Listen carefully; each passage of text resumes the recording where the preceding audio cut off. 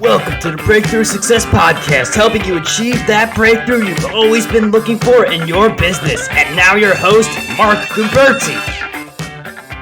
Hello and welcome. I'm your host, Mark Guberti, and this is the podcast for marketers and small business owners who are looking for the breakthrough for their businesses. I'm very excited about this show. We are going to discuss how to become an Amazon bestselling author with our guest, Tom Corson-Knowles. Tom is the author of more than 20 best-selling books, including The Kindle Bible, Secrets of the Six-Figure Author, Facebook for Business Owners, and more. He started his first business as a 13-year-old and built a full-time business straight from his college dorm. Now he's sharing with others how he became successful so others can get the same results. It is my pleasure to welcome Tom to the show. Thanks, Mark. It's great to be here. It's great to have you. When I saw you are a successful Kindle author, you've written all these books, it really resonated with me because I'm also an author. And one of the questions that I ask everyone when they just get started on the show is, why did you pursue this part of your life? So for you, why exactly did you become an author? Yeah, I was in business school when I started writing my first book, and my classmates, their dream was to go to Wall Street and become investment bankers. And they wanted to work 100 hours a week in a cubicle and earn six figures out of college. And their dream sounded to me like a nightmare because I couldn't imagine my life turning out that way. And so I basically just started writing this document, a personal manifesto of what I thought it meant to lead a successful life, to be financially free, but also to have time freedom, to be able to do whatever I want, whenever I want, wherever I want, with whoever I want, to have good relationships, to have good health, to be able to do work that actually mattered and made a difference in the world. And that's what my dream was. And it was very different from the people around me. And so I just started writing it in a document on my computer, which eventually turned into a manuscript for a book, and tried to get it traditionally published and failed miserably. For 6 years, I was banging my head against the wall trying to get a traditional book deal and just, could not do it. I was one of the 99.9% of authors. 999 of every 1,000 authors never get a book deal from a traditional publisher.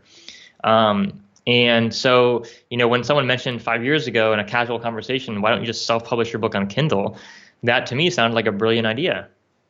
And so I did that, and long story short, I had my first $12,000 month, like in month 10, after I published my first book on Amazon Kindle, and just kept going from there. We'll definitely be getting to all those figures and how you achieve that later in the show, because I do find that part really interesting. But before we do that, you said that everyone around you had this dream of getting this high-paying job and basically giving themselves the golden handcuffs. Now, I know that Jim Rohn says you're the average of the 5 people who you surround yourself with. So how were you able to channel your own dream, even though these other people around you, your friends, had these different dreams that conflicted with yours? Yeah, good question. A couple things. So I did get involved in a network marketing business. And that was awesome because I got to go to events and I got to have mentors who were some of them earning millions of dollars a year. So I got to be around people who were really, really successful, who had a financial interest in coaching me and helping me be successful in that business model, which is one of the really cool parts of the network marketing business model. So I'm not active in that business anymore, but that was an awesome experience for me to be around people who weren't working in a job, they were working in a business, and every day they were focused on the business. They were focused on making sales to customers. They were focused on building teams. And so I learned a ton of skills through sales, through that business that I never would have learned through college. I never would have learned from the people around me. And so that made a huge, huge impact on me early on. So you had your friends, but basically you went to all these networking events so that you could be with people who were at the status that you wanted to achieve. Exactly, yeah. So when you're going to these networking events, you have this dream of just making a difference. And at the start of that journey, what was going through your mind? It kind of started for me like my first event I went to. There was a speaker named Jeff Roberti, and he's earned over $100 million in his career in like 20 years in network marketing. He was one of the top 10 network marketing people in the world in terms of distributors, like in terms of his earnings. That's not bad for your first event.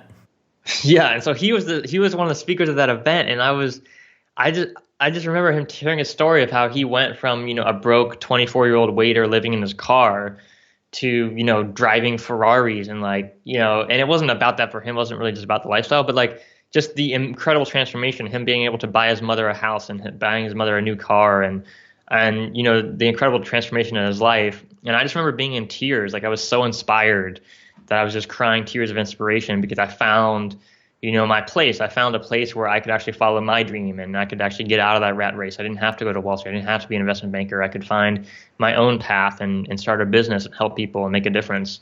And so that's what got me fired up. I mean, that's what got me inspired, was to create my own story of going from broke to successful, of having, free time, of having good health and good relationships, and everything I'd written about in my book, everything that I had been dreaming about for some time, it kind of like came true in that moment for me. And I saw that this was actually possible. This was actually a pathway for me to get that done.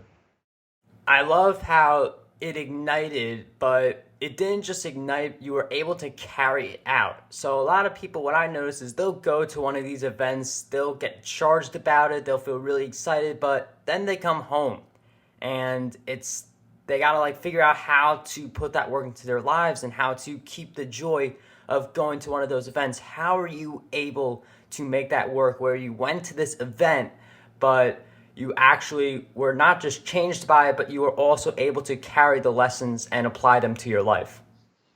Yeah, that's a great question. For me, it's kind of I had this one idea I learned in the network marketing business, and it just seemed obvious to me. As a student in business school, as someone seeing people in network marketing business, the company.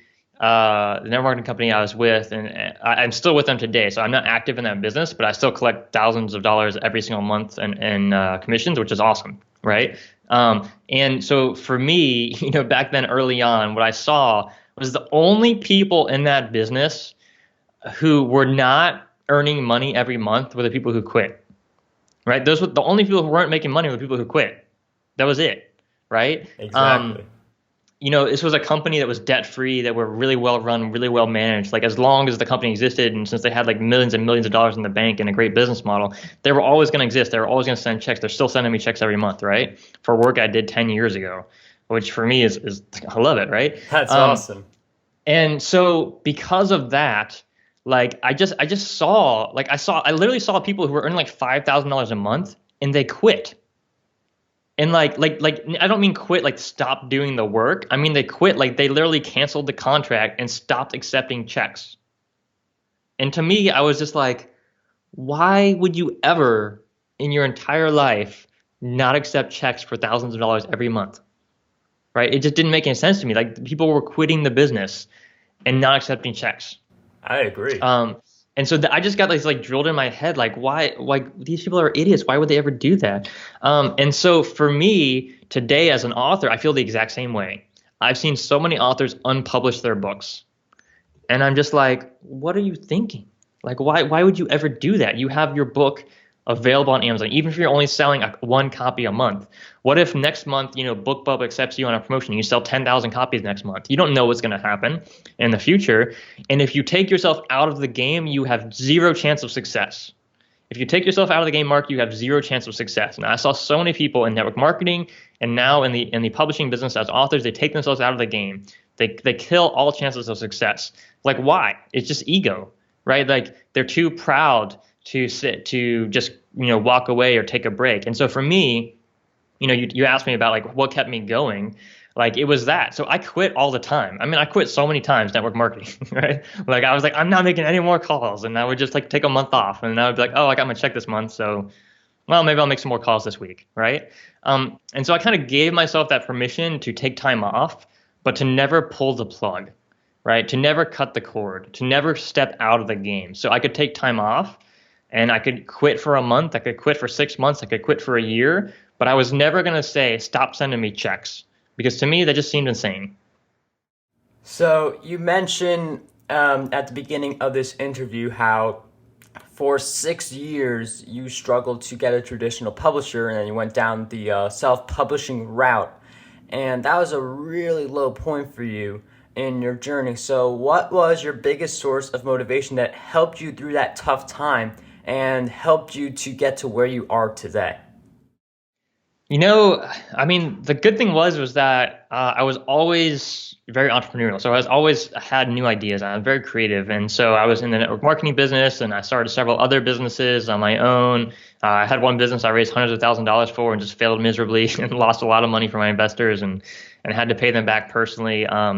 So I had a lot of stuff going on. So, kind of with that same mindset of like never quitting. So I never pulled the plug on network marketing. I still accepted the checks, right? I never pulled the plug on my dream of becoming an author. I just found other things to spend my time on, to invest my time in other projects to work on, other businesses to work on. So, for me, my philosophy was, hey, if this didn't work, I'm going to try something else. If I get bored with this, I'll try something else. And so I just never sat around too long. I mean, I remember, I took like a month off and went on vacation and traveled all over the world. And I got back home and I was like, man, I need to find some work because like I want to do something that matters. I don't want to just sit on the beach the rest of my life. I totally agree with that view because, I mean, when we do the work and at the end of the day, everyone gets to the end of the day. I feel much more fulfilled when I've done a lot of work that's meaningful than when I take the break or, well, too many breaks and get stuck on YouTube or all those different things. So just know that when you wake up, eventually you're going to have to take a rest and you're going to have to look at everything you did today. And each day you want to be proud of what you did. Yeah, absolutely. For sure. So I was recently on your website, and one of the things that you said on your website, and you say it often, is you can achieve all of your dreams through publishing ebooks if you're willing to master the 3 keys of authorship: writing, publishing, and marketing.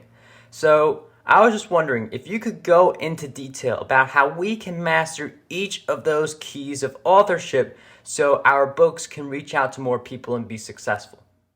Yeah, good question. So when it comes to mastery, right, the easy way to become a master at something is to look at people who are masters, find out how they spend their time, and then you spend their time the way they spend their time, right, in order to get results, right? So, I mean, we all got 24 hours in a day. So, just because your mentor spends 2 hours a day watching science fiction movies doesn't mean you have to, right? But you want to find, if your mentor is a great writer, what does that person do in their writing activity, their writing time? How much time do they spend writing? What is their methodology? What is their process? What resources did they study? What courses did they take? Who did they learn from, right? Did they hire a coach? Do they have editors? Do they have, right? Like, so you want to look at people who are successful and model their success, right? It's a very simple idea. I mean, Tony Robbins talks about this a lot. It's kind of obvious. I mean, if you've ever been in any kind of arena in life where you want to learn from someone, it just makes sense to go to the people who have kind of gotten those results you want and then try to figure out how they did it and try to model that. So when it comes to writing, publishing, and marketing, that's really all there is to it. You model success. So look at writers who are, the level you want to be at, right? So if you want to sell 1 million books, find a writer who sold 1 million books and in your market, in your niche or your genre that you want to write in, and try to figure out what they do, how they spend their time. You can send them an email. You can send them an email, say, hey, like I'm just, I want to be a professional writer and I want to write in this market. And I'm just curious, how much time do you spend writing, right? And you can just ask questions. You can study books and resources on this stuff. And you have to do that, right? So if your biggest mentor says, hey, I write for 2 hours a day, 7 days a week, and I've been doing that for the last 30 years, right? Then if you want to measure their success and say, hey, if I want to be that successful in 30 years in terms of my writing output, I have to write 2 hours a day every day for 30 years, right? So that's essentially what you do, right? So obviously successful writers, they write on a regular basis. They write consistently, right? So look at your calendar, look at your schedule, look at the last 90 days. How much time did you spend writing in the last 90 days? How many hours did you spend writing, right? And if it wasn't, 2 hours a day or whatever your goal is to achieve your goals, then you need to make some serious changes with how you spend your time, or you're never going to be able to achieve your goals, right? Does that make sense? Yes, it does. And so you want to do the same thing with publishing, right? So if you see a successful author in your field and you say, hey, they have 10 books published, right? Well, okay, over what period of time did they publish those books? Which of their books were most successful? When did they actually achieve success? This is a big one, right? Because a lot of people think, this person sold 10 million books and they have 10 books, so they must have sold 1 million copies each time they released a book. Well, that's not how it works, right? If you look at their actual success path, it's like an exponential growth curve is what it almost always looks like. So it starts out really, really, really slow for years and years and years, and all of a sudden it hits this inflection point where it just starts to go up like a hockey stick, right? And so that person may have sold 10 million books, but they probably sold 9 million of them in the last, year or two, and less than 10% of their sales came in their first, 8, 5, 3, 10, 20 years or whatever, however long it took them to get there, right? Right. And that's so you have to have kind of those real expectations of what it actually takes to achieve success, right? So by the time you actually earn a full-time income as an author, you are like one step away from like 10xing that, right? In other words, by the time you actually achieve, let's say, whatever your financial goal is, your next financial goal times 10 is going to be so much easier than your entire journey up to that point, because that's how the world works today, right? That's how publishing works. That's how the internet works, right? So to go from 0 to 10,000 YouTube subscribers is pretty tough, but to go from 10,000 to 100,000 is really easy in comparison, right? It's because you already have an audience, you already have a platform, you already have raving fans, and you already have this kind of viral platform, this viral channel to share your message to more and more people, and to have your audience share your message to more and more people. So when you look at it that way, you have to understand that from a publishing standpoint, you have to publish great content on a regular basis to attract your first, 1,000 fans or so. And then from there, everything gets so much easier, right? But you have to build it from zero. Everyone starts at zero. J.K. Rowling is a billionaire today from writing books. She started at zero. Everyone starts at zero. And so you have to focus with your publishing strategy on how can I consistently publish great content for my audience on a regular basis, even if I don't make any money from it. And that's where most people mess up, Mark. They say, hey, I'm going to write one book and I'm going to publish it. And if I don't become a millionaire overnight, I'm going to quit, right? It's like pulling the cord. It's like, the network marketing example, again, people just stop taking checks. It just blows my mind. You have to stick with it. You have to, you can take a month off, you can take a year off, you can take 10 years off, but there's no reason you should ever unpublish your book. There's no reason you should ever stop trying. If you come up with this idea in the middle of the night, a way you can improve your book or a way you can improve your marketing, you should do that, because that's how you create long-term success. So you mentioned a lot about analyzing other successful people, and you've written over 20 best-selling books, so you know what it means to write a highly valuable book.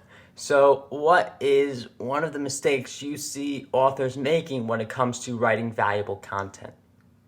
The biggest one is like not hiring a professional editor. And so many people talk about self-publishing and how it's bad because so many books are just garbage because they didn't hire professional editors, right? And so when I hire professional editors, like there's websites like Upwork.com, you can find millions of them. But you always want to find, first of all, you always want to interview at least 3 people, get as many quotes as you possibly can, so you don't just take your neighbor's cousin and hire them because you happen to know them, right? That's not serendipity. That's just a poor due diligence, right? If you just hire the first person you hear about. And when you're vetting editors, you want to make sure they actually worked with a professional publisher before, or like they worked as a journalist, because you want someone who's been well trained on the job for years. Someone who's a professor, has a degree in creative writing, does not mean they're a good book editor, because they don't understand the market. They might understand grammar and spelling and stuff like that, but they don't actually understand the business of writing a great book. The only people who understand that from the editor's perspective are people who were trained day in, day out, working on writing, working on editing writing. Those are the people who understand it. And the only place you can really find those people are the ones who have been trained by traditional publishing companies, medium publishers, small publishers, or the ones who have been trained in the journalism business. It's interesting how you mentioned getting an editor who is well seasoned in it, because there are a lot of people who they offer their services as being an editor. You can find a lot of people on places like Upwork, but it's not about hiring someone for the low price. It's more about getting someone who is going to do the job right, as compared to saving some money but not having as good of a book. Yeah, it's crucial. I can't really overstate the importance of it, because like I've seen so many people who say, hey, I'm an editor, and have like kind of no background experience, and you see their edits and they don't know what they're doing, right? And so who cares if you spent only $100? You wasted that money, because now you need to go find another editor to fix their mistakes and to really give you good advice and good feedback. And so it's a waste of your time and it's a waste of your money when you hire someone who's not fit for the job. So I'm sure that the question on the tip of everyone's tongue, they see that you've written 20 best-selling books. They want to know, how do I get people to buy my books? Is it through email marketing? Is it through social media? How do you get people to buy your books? Yeah, so for marketing, the first thing you want to do with marketing is branding, right? So any successful business, they start with the brand. I mean, or if they don't start with it on day one, they get there very quickly, right? They understand their brand. And so your brand, really simply, is just your one core message. What is the core message of what you're offering people, right? So for books, for nonfiction books, for how-to books, you're offering results, right? So if you have a book on weight loss, you're offering people the result of having a healthy body, right? Or have the body at the right weight for them, right? That's the result that people want. It's the result your audience wants. So your branding has to communicate the result you're offering to your reader. Okay, so you have to get crystal clear on what is that? What is your brand? What makes it unique? What's different about it than everything else out there?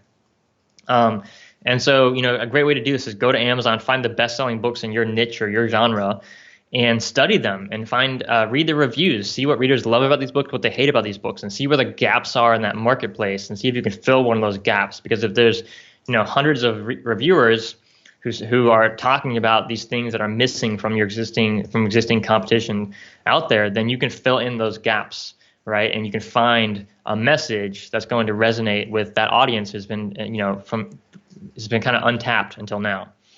So getting crystal clear on your brand is crucial, because every decision you make from marketing has to follow from your brand. If it doesn't, it's following from whatever brand you came up with in the shower. You didn't really think about it. You still have a brand. Like, whether you would purposely brand yourself or your book or not, you have a brand, right? You might just not know what it is. And so when you're coming up with your book title, your book cover, your subtitle, your book description, where you go to market your book, all of those decisions are going to be affected by your brand, either consciously or subconsciously.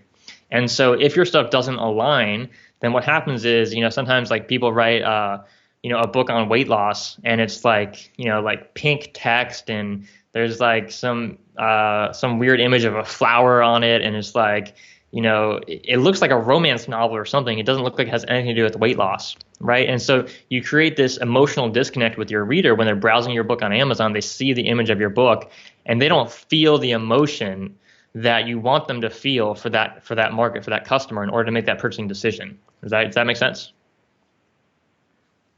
And so again, when you're browsing the best-selling books on Amazon, you can see all the top 100 books on weight loss. How are their covers designed? What do they look like? What colors do they use? What fonts do they use? What design elements do they use? And what emotions do they elicit in the reader, right? And what emotions do you want to elicit in the reader? Like a great example of this is like movie posters. You go to the movie theater and you see the new James Bond movie, and there's like a picture of a helicopter exploding, and there's like a gorgeous woman in a gown with like a gun, right? It's like, there's some adventure going on, there's some fun, there's some excitement. Like, you can just feel the emotion from that image, right? And that's what sells movies, right? Have you ever noticed that? Like the trailer for the movie, the poster for the movie, you get the same emotion, right, that you're going to get from the movie. Right? If you ever watch a movie trailer and at the end of it you're like, oh, that's kind of lame, right? Why do you think that's not a cool trailer? Why are you not interested in seeing that movie? Because it elicited emotions in you that you didn't want to experience in a movie, right? And so you have to think about your branding for your book the exact same way. When you design your cover, you want to think about it the exact same way. What emotion are you listening? Because people buy based on emotion. They justify it with logic, but they buy based on emotion. And study after study after study has shown this. And so you really have to understand who your reader is, first and foremost. That's how you become a good marketer, is understanding your audience. Everything follows from understanding your audience, understanding your brand, and what makes you unique. And then every decision after that is just implementing your brand, right? It's just implementing that one message and getting that one message out to more people. That's how you build a business. You come up with one crystal clear message that resonates with your audience, and you find every way you possibly can to get that message out to more and more people in your audience. So you spend a lot of time writing books, marketing them. You have a very strong idea of how it works, but you have a business in addition to the book. So the books is a big part of your brand, but there are other parts of it as well, such as the training courses. How do you find time to write books and maintain the rest of your business? Yeah, I mean, for everything, it comes down to prioritization. So, I schedule it in my calendar. So I schedule writing time in my calendar. I schedule important activities in my calendar. So, If you look at your calendar over the last 90 days and the next 90 days, what's in there, right? How are you spending your time? And are you spending your time according to what your priorities are?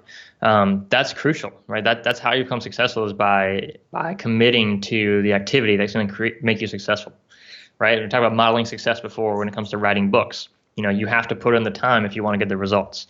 Now, the great thing about business is that you can outsource it. So you don't have to do all the work yourself.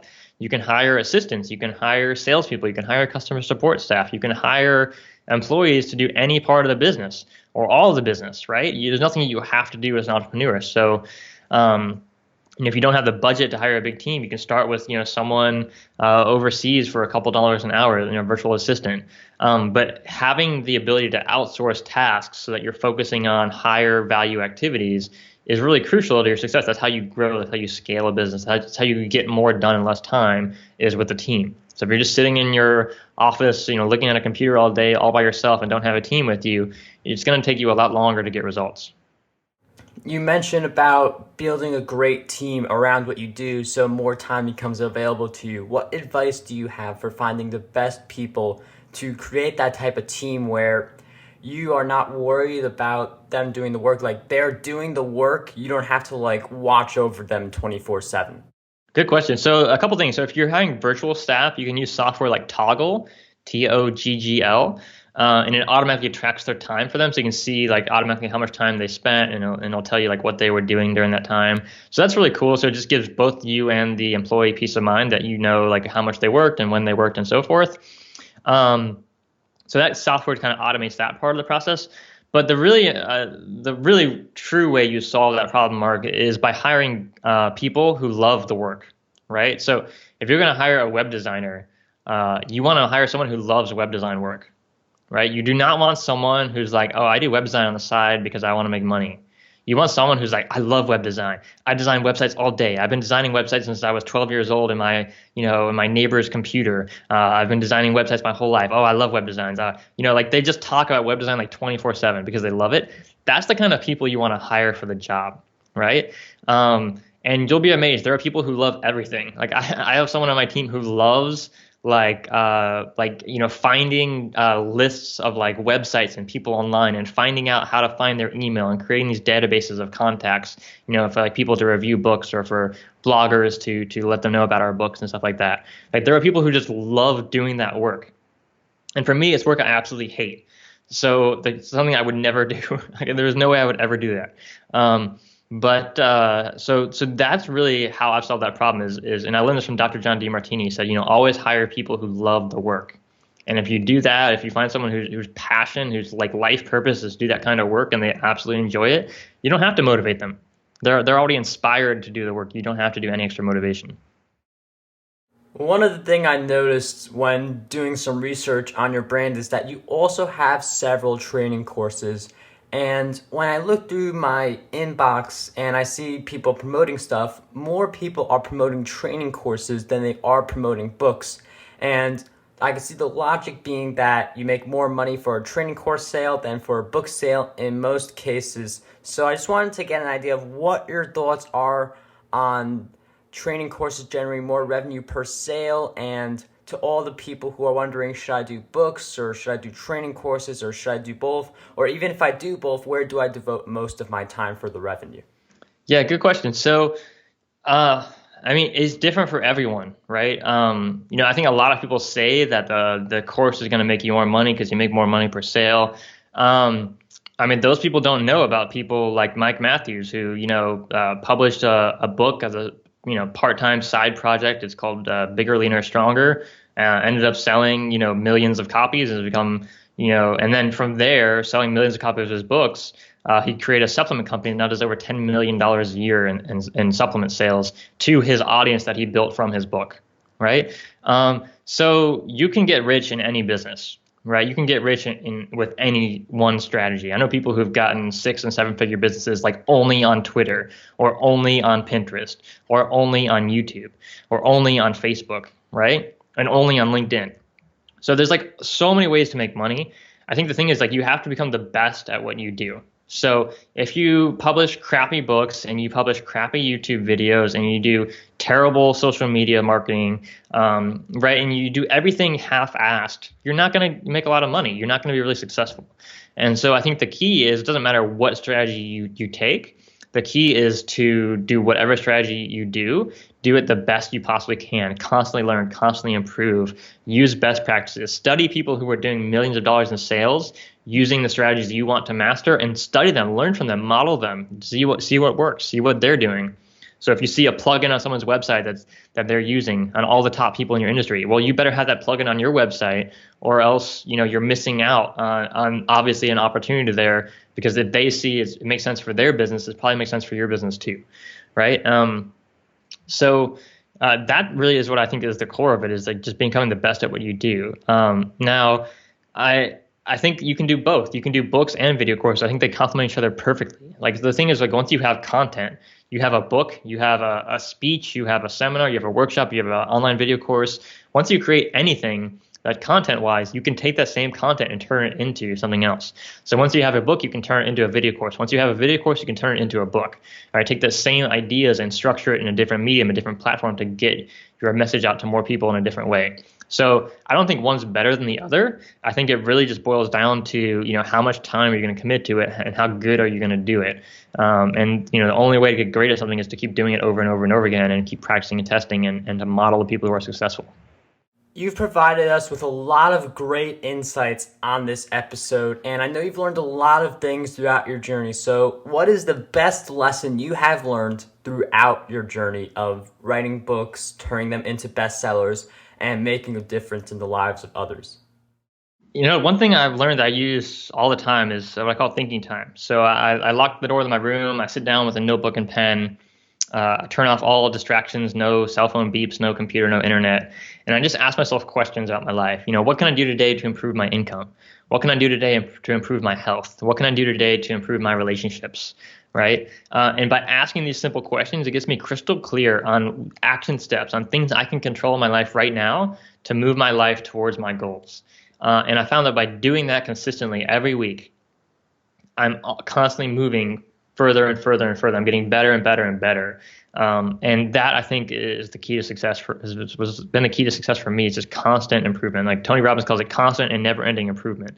I don't think there's any other way around it. I don't think you can achieve all your dreams overnight. Everyone I know has been successful, and in my own journey, it's happened because they worked at it day after day after day after day, and they made those little tweaks and adjustments along the way, and they were always willing to learn and improve and change. And that's how you become successful. It's not a straight line. It doesn't happen overnight. But if you're willing to stick with it, and you're willing to keep improving and to keep thinking about it and to keep coming up with new ideas for things that you can do to improve your life, that's how you ultimately achieve your goals and achieve your dreams.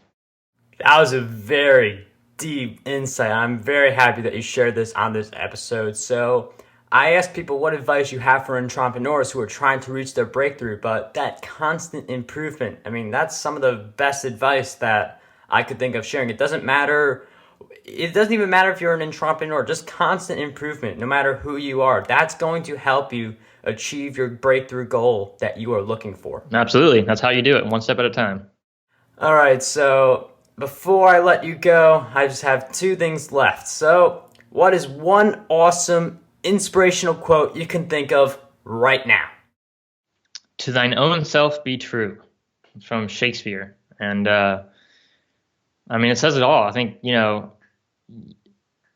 you have to be true to yourself. Like, you have to look at your life and be like, is the work that you're doing today, is it making a difference? Is it what you really want to do with your life? Are the people you're around, are they really the people you want to be around, right? Is the things that you're doing, is it really what you want to do? And if there's something wrong in your life, if you're not happy with things, change, because you can change anything. But you have to be honest with yourself about the need for change before you're willing to go out there and actually make the change. Tom, thank you for taking the time. And finally, where can we find you on the web? Because it would be such a shame to have this interview but not give you the opportunity to promote yourself. Yeah, absolutely. You can come join me at tckpublishing.com. That's the publishing company website. We've got tons of awesome blog articles there. We've got checklists on everything from writing your book to getting it published to marketing it. Also have a free video training course that walks you through the process of getting your first book published on Amazon and launching it like a pro. That's at ebookpublishingschool.com. And I also have a podcast show where every single week we interview a best-selling author to find out what's working right now in their business to grow their fan base and increase their income. And that's at publishingprofitspodcast.com. Tom, thank you for taking the time to share your insights. It was such a pleasure to have you on the show. Thank you, Mark. It's been my pleasure. I thoroughly enjoyed that interview. Tom revealed some great insights for how authors can crush it in the Kindle marketplace. He's got a lot of awesome books on Amazon that go into greater detail on how to make a full-time income by writing Kindle books. If you forgot to take notes, then don't worry. We've got you covered with the show notes. Visit markguberti.com/E18 for those. You can ask your questions over there, which I'll be more than happy to answer. To never miss an episode, don't forget to subscribe to the podcast on whatever player you are using. If you are a regular listener and haven't done so already, I would greatly appreciate it if you could give this podcast a review or a rating. Two ways you could do this are through markguberti.com/iTunes or markguberti.com/Stitcher. That ends this episode. Don't forget, dream big, achieve greatness, and unlock your potential today. How does over 100 retweets per day sound to you? My free ebook, 27 Ways to Get More Retweets on Twitter, has you covered. I use the methods within this ebook to get over 10,000 retweets every single quarter. To learn more and get access to this free resource, visit markguberti.com/retweet. This podcast is a production done by Mark Guberti. For more insights, head on over to markguberti.com.